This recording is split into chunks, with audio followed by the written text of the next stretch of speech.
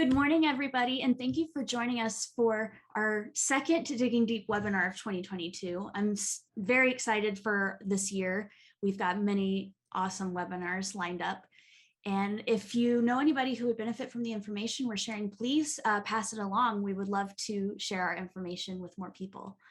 And for today's webinar, we are joined by Dr. Kristi Pikiewicz. She has been with us several times in the webinars, and she also is a frequent writer for the Digging Deep blog.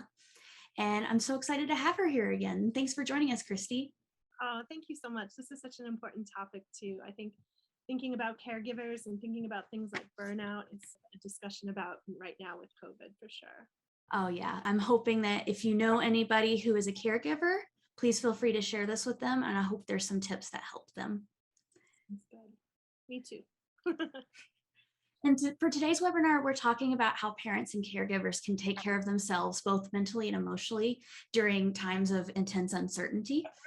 And when I came up with this webinar, I actually was thinking of my mom, because growing up, she was a single mom. She was going to graduate school. She was also parenting me and my brother, who has a full assistance disability, like 24/7 care. And I remember her coming home after working long hours, making dinner before helping me with my homework, then helping my brother through his occupational therapy homework, plus things like bath time, reading stories before bed, cleaning the kitchen, everything that comes with, after school, going to bed stuff with kids. And then after that, she would study for her graduate school exams. And looking back, I rarely saw her take time for herself. And now I look back and I wonder how someone in her shoes could find the time for self-care.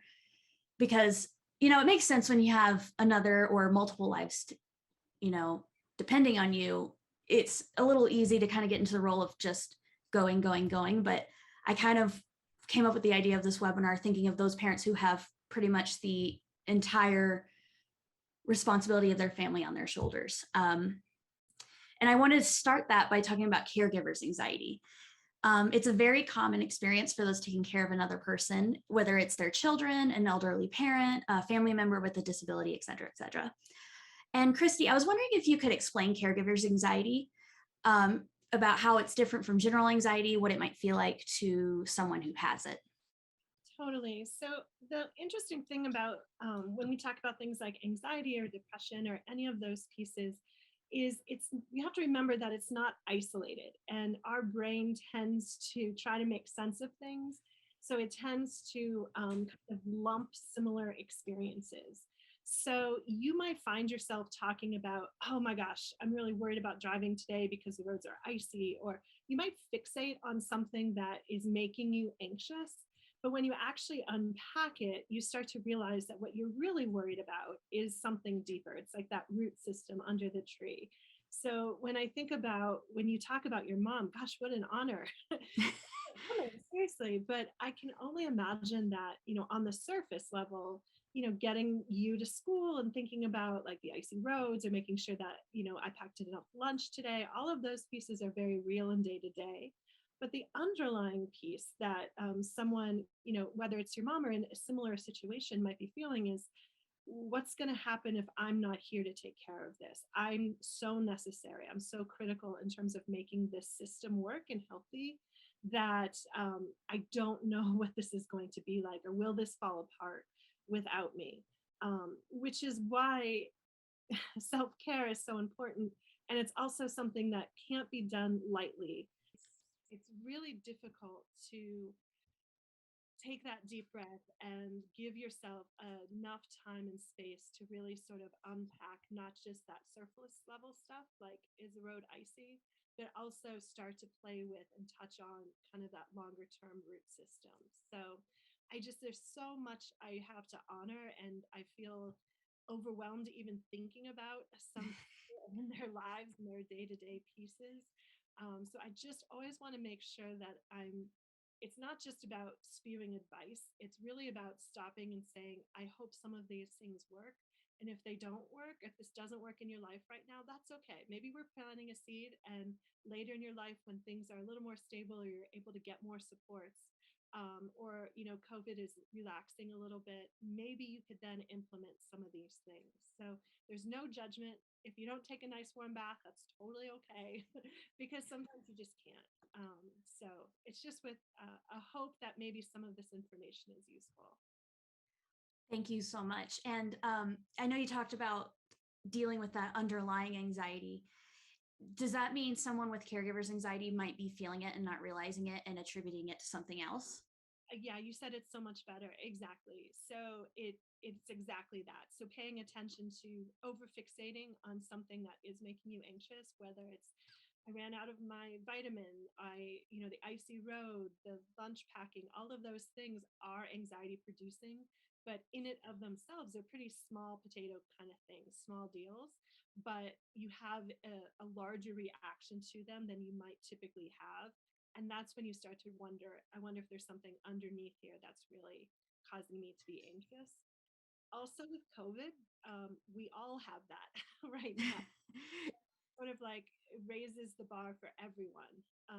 And we've become so used to it or so sort of comfortable moving through our world with this anxiety right now that we almost are dismissing it. And I don't think that that's necessarily healthy. I think we're going to see long-term effects if we keep just sort of continually stepping it aside.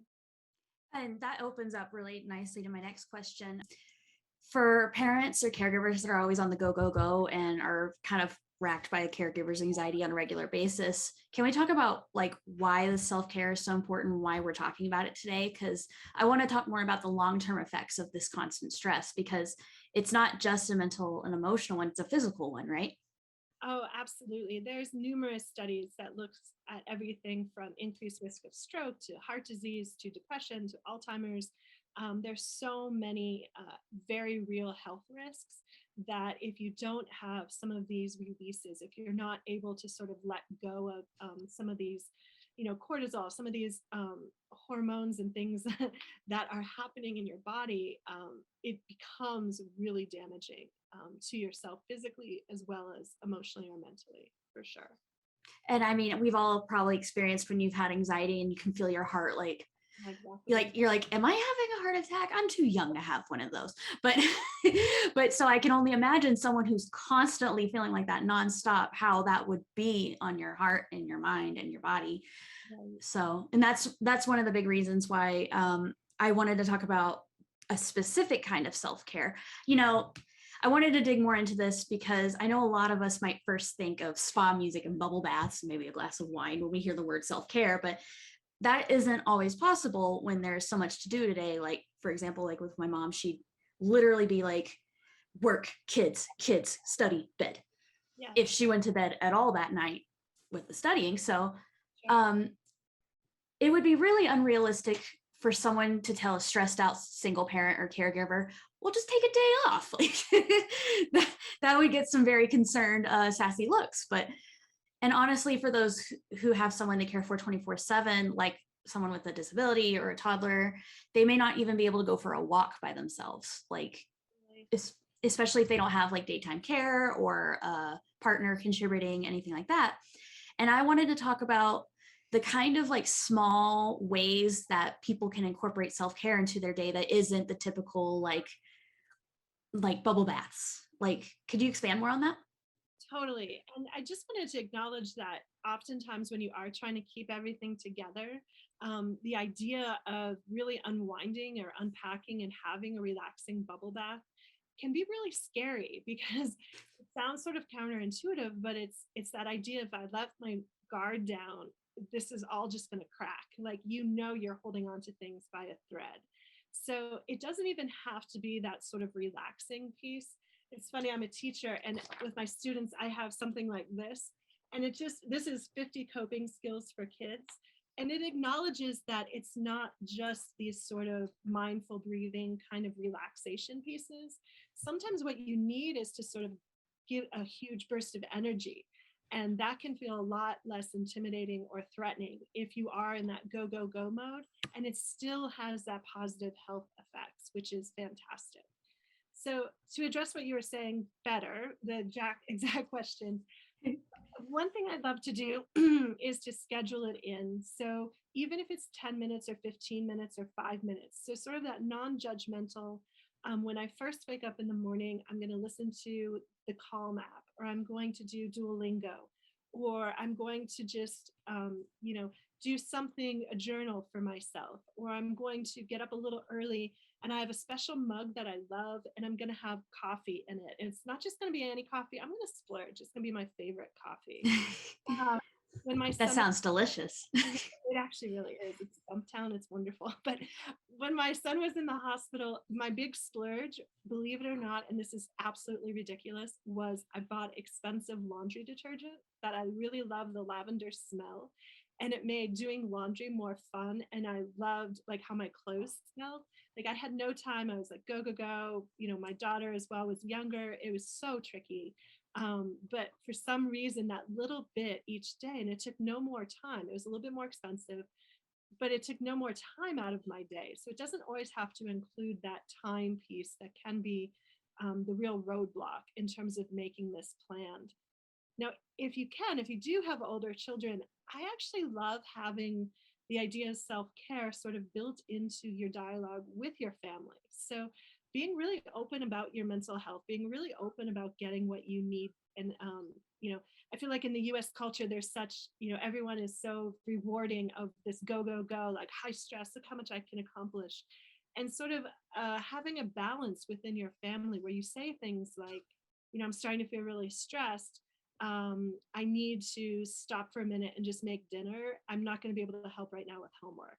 And just really honoring that and having kids start to hear that so that when they go to college, when they go, off on their own, they're able to have that sort of language where they're able to tell someone, tell a partner, I'm feeling a little bit angry right now. I need to take a minute break so that we can have a better dialogue. Or I'm feeling this and I really need this. Like I want my kids to be able to check in with themselves and then also express what they need. So it's basically reinforcing any teaching about setting boundaries while also taking care of yourself and your boundaries. Absolutely. And I can't say enough, there's no judgment. Like I used to literally go to the bathroom about 20 times a day just because that was the only time where I could kind of be by myself for a minute, and I would totally pop on a, Paw Patrol or some show and just go and wash my face and just take a minute. So it is about sort of being able to check in with yourself. How are you doing? And when you realize that you're getting really close to that max, or you're really getting close to, I don't know if I can do this, trying to, without judgment, figure out a way to give yourself those seconds or give yourself those treats. Um, it's sort of funny. I know this is like a little bit off topic, but it was interesting because the laundry soap piece, I haven't bought that brand in a while because it is like $3 more expensive. But it's sort of interesting because I do find myself in the middle of my week when I'm starting to feel stressed. So tonight, I actually have a pile of laundry and I'm going to go and I'm going to put on my favorite show and I'm going to have a cup of tea and I'm going to fold laundry, and it's going to take me way too long.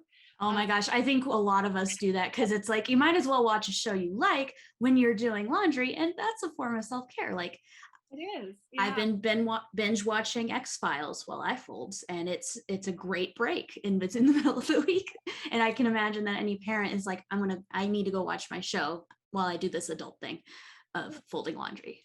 Yeah. I wonder if I train myself. I wonder if laundry is like my way of self-soothing. That's really kind of funny. I'll check You that we out. could totally like go off topic and talk about like textile and comfort, like sensory, because I think everybody has a little bit of a sensory thing. Oh, Like I love soft sweaters and I do that for comfort, so there's probably, but that would be probably a whole nother webinar or something. But something I enjoy about what you brought up about the laundry soap is throughout the day you could even like smell your clothes when you're stressed, and you can kind of like retreat into that calm space that you've created for yourself with that little bit of self-care by splurging on a nicer laundry detergent. And that's a nice way to kind of like carry that self-care with you throughout the day. Um, I was and oh, joking go ahead. about like the mug. So again, all of these like little sort of treats that you build in for yourself, or little reminders, whether it's lighting a candle or having incense or a special mug or special laundry soap. So again, time is such a high commodity for a lot of caregivers that you may need to build in some of these other pieces that don't require additional time and still give you that gentle sort of reminder of, okay, I can do this, or you're doing a great job, or you're totally enough, you've got this. Like, whatever you can do to sort of build that in, so that you have those reminders throughout the day can be such a comfort and can really help lower that cortisol level, help give you that, gentle hit of dopamine, of happiness. And so like when it comes to incorporating small bits of this into their day, do you have any like mindfulness or deep breathing like activities that can help? Because when you're in that moment where like your heart's like racing, sometimes you actually have to stop and slow down. But I was hoping like if there were any particular breathing exercises or recommendations you have for in those moments. Totally. I'm looking over here at what I, it's so funny because I'm about to do this exact lesson with my second grade class. Unfortunately, it's not the lesson I'm doing with my kindergarten. This one actually involves, and I'm going to show you because it's pretty fabulous. I don't know if you remember these like fortune tellers. So they're going to write in like different. Oh, the ones that go. So I'm saying that sort of tongue in cheek because with my kindergarten, I actually have them draw, sort of that mountain, that deep breath in, deep breath out. And then under here, they come up with their own piece. So on mine that I show them as the example, it's a mountaintop. And the climber goes up the mountain, deep breathe in, and then the climber skis down. Some other students just yesterday drew a slide. So sort of this idea of combining the visual piece with the breathing piece.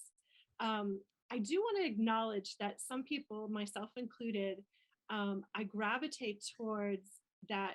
I have, for all stereotypes, whatever, I have a Peloton at home. And every day when I get home, regardless of how I'm feeling, I have to do, even if it's 15 minutes. And it really does help just sort of shift gears for me and get that burst of energy out. For me, that big energy output is a lot easier. And when you ask me to sit and breathe, I frustrate pretty quickly. And I do have trouble sort of down regulating in that way. I would much rather exhaust my body. Me, that feels better than down regulating. Now It that's kind of goes back to that thing earlier I said where it's like, the worst thing you can tell a stressed out parent is just calm down, take a day off. do it, and that doesn't mean that it's not important. It just means that it's hard for me. So to be honest, if I honestly want to down regulate, this is like a treat beyond words. But I have a massage envy, and with COVID, I haven't used it. But I haven't not become a member. Like, I still pay like $35 every month or whatever.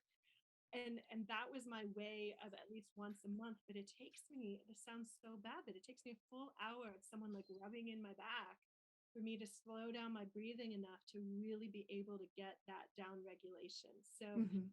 one, like, I'm sure there are people who are the opposite, who can like take those nice deep breaths, meditation, breathing, take a nice hot bath, read a book for a little bit, and really get grounded. But for me, that takes so long that on a day-to-day basis, I need to exhaust my body so then I can sort of get my feet back on the ground. So you just have to know yourself and try to build in sort of like a balanced diet. Try to see if you can, within a month, incorporate a little bit of both, even just, A little bit of experimentation to figure out what works for you in those moments. and then try to schedule that into your month, into your week, into your day if possible. That's awesome. Thank you for sharing that because I know as someone who writes for a mental health community for teenagers, I try not to go just do some deep breathing because like that is the fastest way to make a teenager not happy. And I imagine it's the same for parents. So I'm really glad we expanded on that. And so when it comes to those quiet moments of when the kids or the adult with a disability you care for, they're finally asleep in bed or settled for the night, and whatever those quiet moments are where you're finally like, okay, it's nice to turn to our coping mechanisms, right? Can we talk about some common coping tools that a lot of us might have during those quiet moments? Right. This is again the time where, especially, we have to understand that as a society, as a world, because of COVID, everyone's anxiety, everyone's tolerance bar is raised. So this is one of those pieces where there's no judgment. Like, so yes, you have some wine. Yes, you have some hot tea. Yes, you take a bath. Maybe you're listening or you read a book. Or maybe, like you were talking about, there's specific shows, and there may be shows that you typically wouldn't watch. Like you mentioned X-Files, but I'll even Bachelor or whatever. Like, there's things that it doesn't take a lot of brain power, and it just allows you to sort of not have to engage in the world. So what you always want to think about is, what is this doing for me? And so when I mention it allows you not to engage in the world, so that's things like, marijuana, that's things like drinking, all of those pieces allow you to gently detach, which you need to do. So you want to sort of think about, how do I want to detach? So in a perfect world, every couple days in the week, you would be more intentional about your detaching. So instead of being home by yourself and watching X-Files with a glass of wine, which is totally fine because it's allowing you to decompress and detach, maybe you want to Zoom with a friend, or maybe your local gym, or there's someone in the community who has Zoom yoga, and you schedule that in at 9 o'clock after people go to bed. So I'm not talking about judging, or every week, every day you have to, schedule this in or do this, because that's just adding more stress. It's just trying to be intentional about getting your needs met, so that you're not always at that last straw and then you don't have anything planned. So you grab that glass of wine and you sit. And I love X-Files. I mean, The Bachelor. I'm watching this millionaire. We have Kristi has been on our webinars many times before, if you're a new listener, and she mentioned several webinars back about her love for The Bachelor. And so every time you mention it, I giggle. I think back to that previous webinar.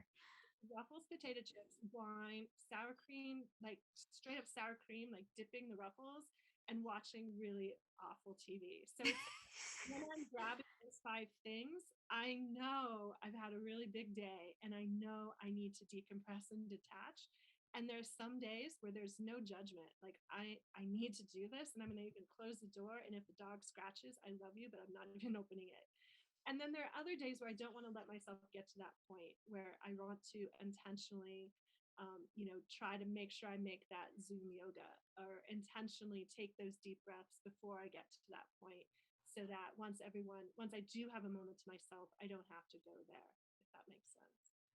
And I know you were talking about intentional detaching from the world. I know a lot of people, myself included, one coping mechanism that I kind of turn to a lot is social media doom scrolling, which it is kind of counterproductive because you're connecting to the world with social media. But I imagine that's fine to an extent, but could it be counterintuitive, especially like with people sharing news and stuff on the social media outlets?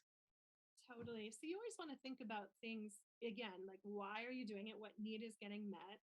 And then, is that need actually getting met? So initially, yes, probably, like, you see your college roommate, you see, oh my gosh, it's so and so's birthday. I'm so glad I was able to reach out. But then you're absolutely right. There does get to be this point where it isn't meeting that need. And it's actually, we always have that, like, how to fill your bucket. It's actually dipping from your bucket. So the more aware, the more you can check in with yourself when you're doing these different things, you'll be able to realize that, 10 minutes of checking in on Facebook or Instagram or whatever is really good, because I can reach out to these people and connect. But once I get past 10 minutes, I have to set an alarm, because I go down these rabbit holes of, like, following different news threads or whatever, and it doesn't feel good anymore. And I'm not getting that need met. So just that level of awareness. And remember, when you're totally maxed out, that level of awareness is almost impossible. Like, it's really hard, because your brain, you're just fried.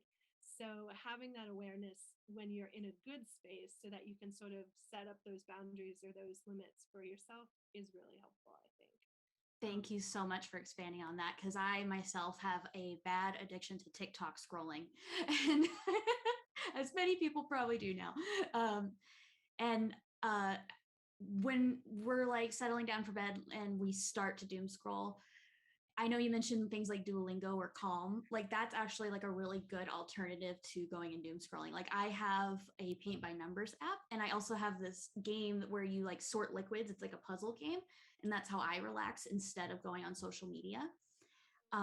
So it's just that it kind of like what Kristi was saying, just being mindful about how you detach from the world and figuring out it's the bucket being filled or someone using a screwdriver and putting a hole in the bucket. Absolutely. And remember, like this, trying not to be so judgmental. Like people have this idea of like wine is bad or social media is bad, and it in it of itself it necessarily isn't.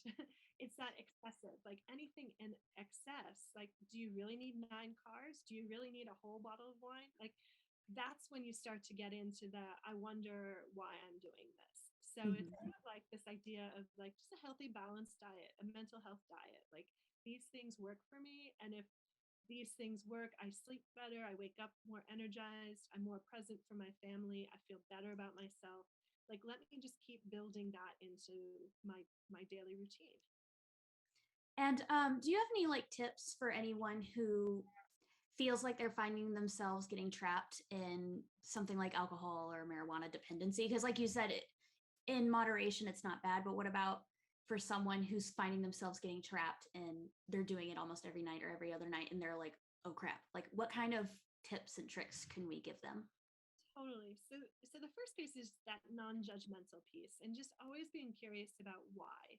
Like why am I doing this? Why is this helping me? Because on some level it probably is working for you.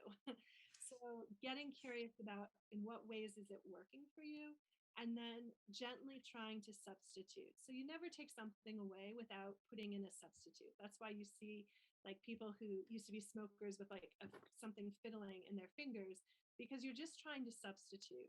Now you have to have a substitution that has similar, if not equal, if not better, higher value. So people would say, oh, instead of a cigarette, you can, chew on a carrot or something. And I don't want a carrot.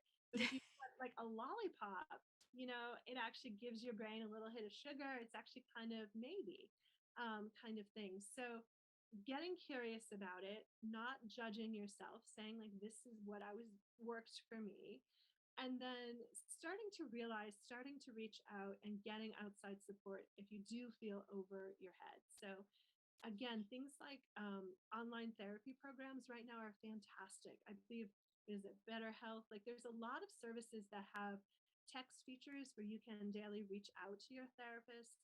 You can schedule and do online Zoom calls and things like that. So it's very easy, what we would call as a therapist compliance. So it's very easy to get the help you need at a moment's notice, and be able to say, I had 1 glass of wine and I really want that second one. And then your therapist can chime in and say, awesome, no worries. Why don't you hop on Calm with me? Or why don't you play Clash Royale with me real quick and distract and then sort of weave through or something. So it can absolutely be something that can be supported. And sometimes you do feel sort of overwhelmed and under the water a little bit once you start realizing what your dependencies are, and getting the help you need, whether it's friends, whether it's through the church, whether it's through coaches or parents or teachers or a therapist. But reaching out when you need that, when you get to that point. I know we've mentioned a little bit already, but in the last two, like if the last 2 years have taught us anything, it's that, our there's going to be a wrench thrown in our plans. It's kind of inevitable at some point. It may not happen all the time. It may be unexpected or it may be completely expected. Schools might get canceled and you have to figure out who's going to watch your kids during the day so you can go to work. Or the daytime staff for your disabled adult child didn't show up and you just can't go to work that day. Right. At which there's so much stress that goes with that. It's like, oh my gosh, my job.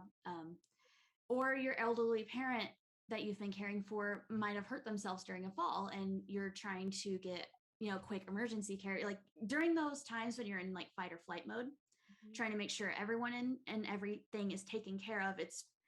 That's definitely one of those moments where it's unrealistic to say just relax. Definitely not the time. But do you have any mental health tactics specifically for in that moment when you were like in the moment when you're like, okay, I have to call 911 or I have to find daytime staff right now? Like, do you have a way to kind of help, because that feeling of anxiety where it feels like everything's out of your control and you're almost getting like dizzy from it.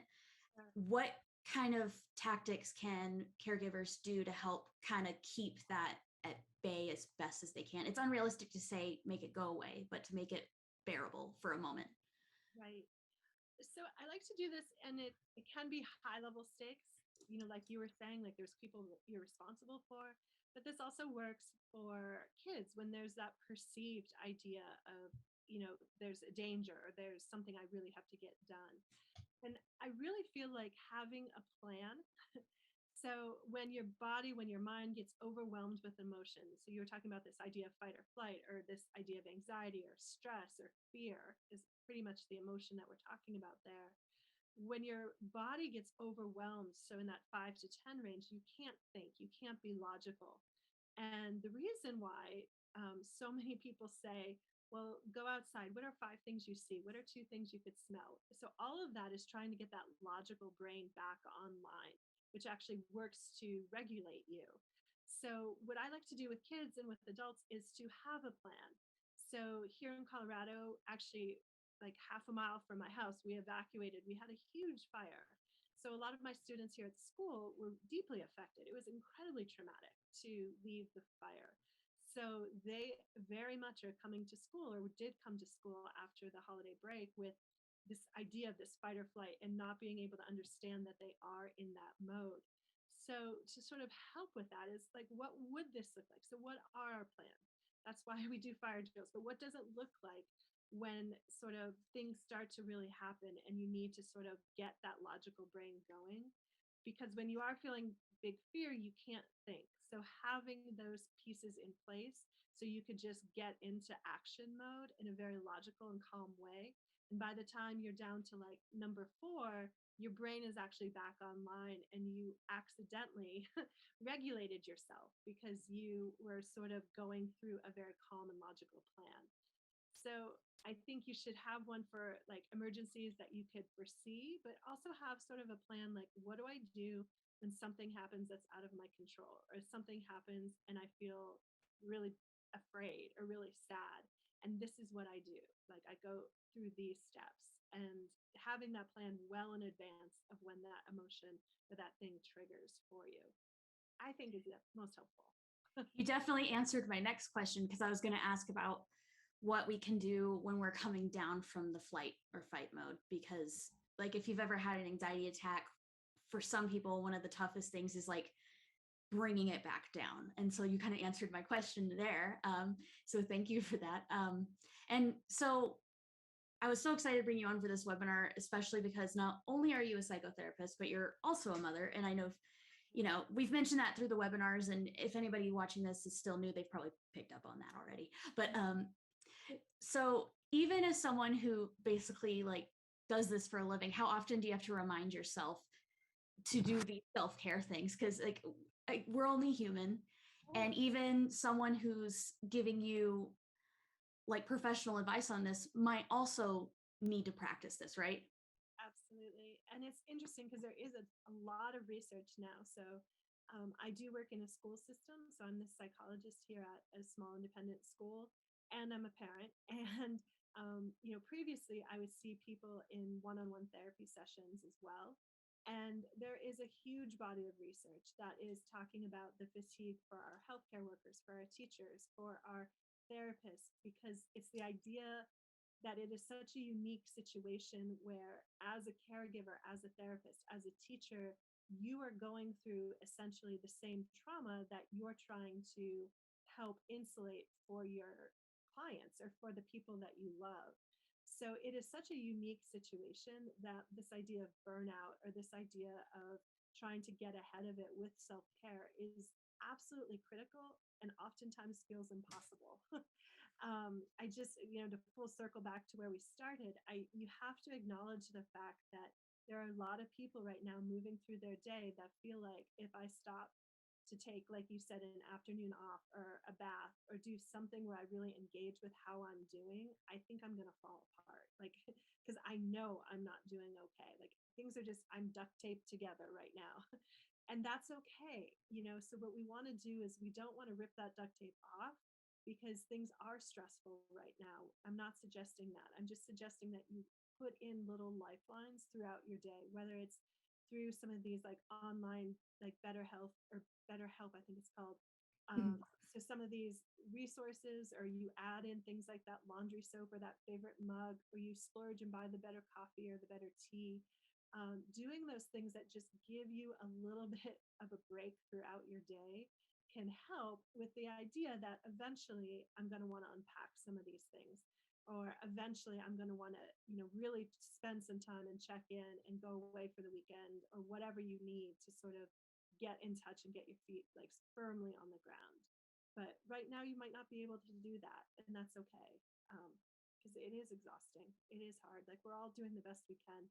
I feel like if we all sort of move through our day thinking that, like, no one's perfect, but we're all really trying, it actually helps sort of level the conversations and the sort of the playing field at a really nice place, instead of looking for ways to knock each other down or to sort of find fault in the situation or in what's happening in our world.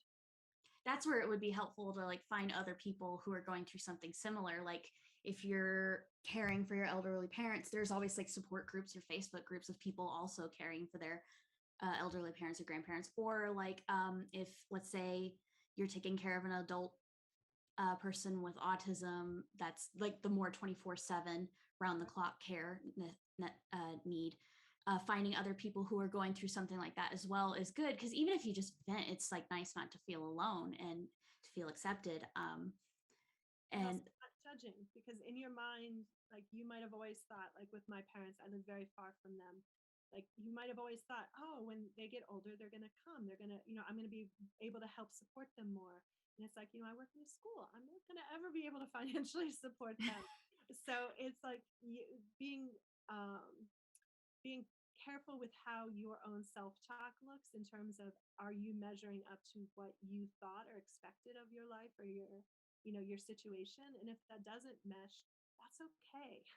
Like, that's the whole idea. If COVID has taught us anything beautiful, is that plans change, and sometimes those new plans are even better than what we had set up in the first place. So yes, you may have thought I was going to take care of my parents as they got older, but they ended up going into a assisted living center, but they're loving it. Like, they have fridge, they have all these resources, they have friends, they feel very connected. So no, I wanted them in my home with my kids, but it ended up looking like this, and it's actually okay. And sort of forgiving yourself and letting go of some of that, I need to, I should, I must. Just throw those out. COVID, it doesn't work. Just throw them out. guess it kind of goes with that thinking of sometimes the universe changes plans because it was meant to be different. Depending on however you think about the universe and spirituality, but that's kind of how my thinking is. Sometimes is the change happens because it had to happen for something better. And this might be a little bit off topic, but I was actually listening to this really cool this really cool episode of the podcast Psychology Today, and they were talking about self-soothing. And they were talking about how it starts when you're a baby. Yeah. And when babies are younger, like the reason we rock them is it helps kind of regulate their rhythms. And it made me think back to when I was younger. So I may have mentioned this, but my older brother has nonverbal autism. The chance of him living on his own is very slim in the future, but I don't want to say it's not possible, but the plan is when my parents are too old, he'll come live with me and my husband. And growing up, he would do lots of self-soothing, like rocking, stimming, things like that. And as the younger sister, I didn't know any different. So I would rock, I would stim. And, I was listening to this podcast the other day, and I was like, that makes total sense. And so sometimes, I'm a little bit more forgiving of myself, because I used to think it was so weird that I would rock, but sometimes I'd go stand in the bathroom when I was a student in school and rock, and that would help me feel good. And when I was really stressed, and now I'm a little bit more compassionate to myself. I'm like, not only is it a learned behavior because that's what I saw, but it also helps because our natural, rhythms, it's a comfort thing. So, if that's something you do, you're not alone. That's be totally kind to yourself. If you want to go rock and fidget with something. With me, totally no judgment.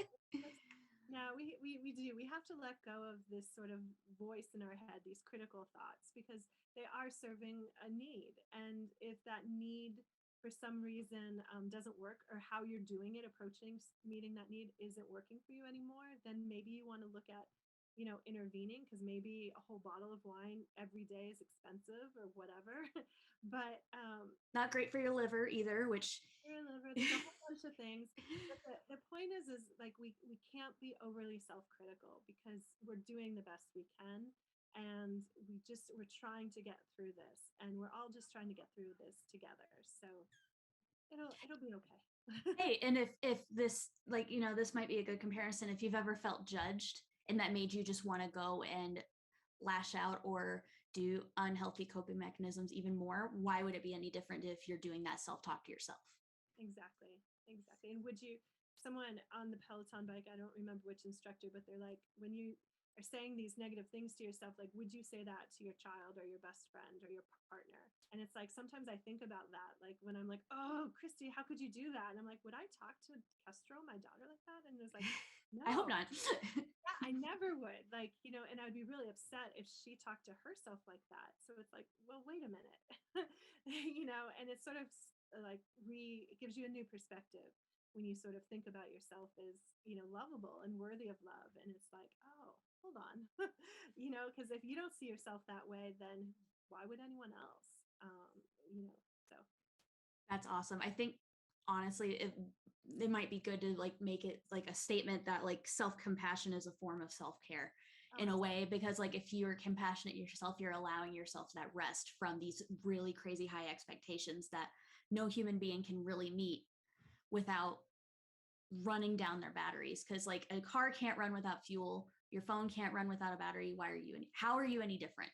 totally.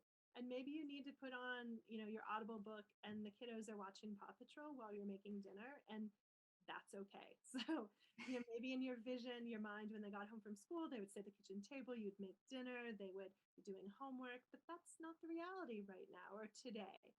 And that's okay. Letting go, like you said, of perfect, like just, it's not always going to be perfect. And if it is, that's not sustainable. So you have to come up with what is your sustainable and what is your version of a healthy, balanced mental health, healthy, balanced physical health, as well as things like nutritional. So, what works for you and your family in that moment? Thank you so much for touching on that. My kind of final big question is, and we've kind of answered this a little as we went, for anyone who's in the caregiving role on their own and they're kind of getting to that point where they're just like, I need help and they don't know where to turn. Do you have any suggestions on where they could turn? I know we talked about better, it's BetterHelp. Yeah, BetterHelp, the online counseling. Right. I know we talked about that and we talked about Facebook support groups, but for those who are just like, who really need, even if it's down to help with like actual caregiving, I Mm-hmm. know that every state is different, whether it's, you're through Medicaid or anything like that. When is it time to ask for help? I don't Yeah. know if I phrased that correctly. No, and people have these bars or these measures where they say, like, are you no longer enjoying things that you used to love? How is your sleep? How is your eating? And oftentimes, like, you go in such waves where it's like one day, 1 week, one moment, things might be feeling manageable, but 60, 70, 90% of the time, that's not the case. So I think what you're asking is trying to really get real with your living situation and saying, we're not in a sprint, people. Like, we're not sprinting to finals and then things will get relieved. Like, we all as a society are in a marathon here. And with that sort of marathon mindset, really being cognizant of getting those help, getting that support, building in that self-care throughout your day is absolutely critical, in a way that I don't think it has been at other points, historically in my lifetime. So absolutely reaching out for help. So there's things like care.com to find support and find resources, reaching out. You talked about your insurance company, reaching out to them and getting additional care within your home to give yourself some breaks. There's even things like, the nice thing about COVID is things like mental health online has made it very easy to be accessible. Also, things like yoga online, meditation online. Like, there's a lot of resources that are either free or close to free that you can regularly add into your diet a bit.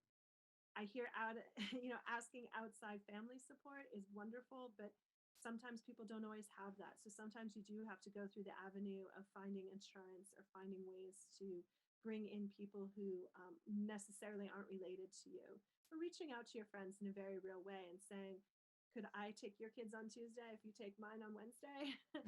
Coming up with some of these arrangements, because it's just, we're in it for the long haul. And you have to have that perspective. Just because you got through today and you can get through tomorrow, can you do this for a month, for a week, for 3 months, for 6 months? And if you start to say, gosh, I don't think so, that's when you start to wonder about, what supports do I need to incorporate? What do I need to do to make this more sustainable? And another thing, if you're a part of like a church or like a local community of some sort, sometimes churches will help out by like delivering dinner if you're just in a bind and you're like, we're out of food, but I can't leave because I have no one to watch the kids and I can't take him into the store like quickly or something like that. So if you are like part of a church or something like that, you can always rely on them. Typically, rely on those community things. If you've have a good friend who's also in a caregiving role and you trust them and it's something in their capability, come up with like a plan of like, so that you guys have each other's backs through this. Absolutely. And it's funny because with the wildfires, a lot of the families who lost their homes were saying, we are always the ones who help other people. This is so hard for me to, access these community resources, even though they're here to help my family and people like me. I feel so guilty about going to the restaurant and telling them I'm the victim of the fire and getting like the discount or the free meal. But we are in this whole thing with COVID and everything else for the long haul. So becoming aware of those community resources is critical, so that you have them, you have that script. When I'm feeling really low and I need something, again, just what can I do? I can reach out to Sister Carmen or whatever and get my needs met and get this handled so that I can take a deep breath. Maybe you splurge and get your house cleaned. Maybe, you call out and get pizza, and no judgment. Like, you have to let go of this idea of every day I'm going to have a home cooked meal, or every day I'm going to be able to do this, because it just isn't always sustainable. Maybe with this, maybe COVID's taught us all, like with this in mind and with about caregivers or anybody, we can all be a little bit more compassionate and looking out for each other. Hopefully that change, like maybe that's something we can take with us in the years forward after COVID. Thank you so much, Kristi. This was a really awesome webinar. It's always fun too, when it's something you're really passionate about and really like, it's really important to you. So if there are any questions from the attendees, I know most of our audience is watching after with the recording. If that is the case, if you're watching the recording and you have a question, you can always email me and I'll pass it on to Kristi at Lacey, Lacey, at shadowsedge.com. And we're also open to any suggestions or comments. And and I guess we don't have any questions, but thank you so much for joining me today, Kristi. Oh, it was so much fun. Thank you. I hope you're watching The Bachelor at some point this week and folding laundry. Tonight, I'm actually, Yay! I know, it's bad. I know. Now I want to get ruffles too. I have all these things in my head. I have to let go. The hubby will have to pick up ruffles on the way home. But thank you. And thank you everybody for coming.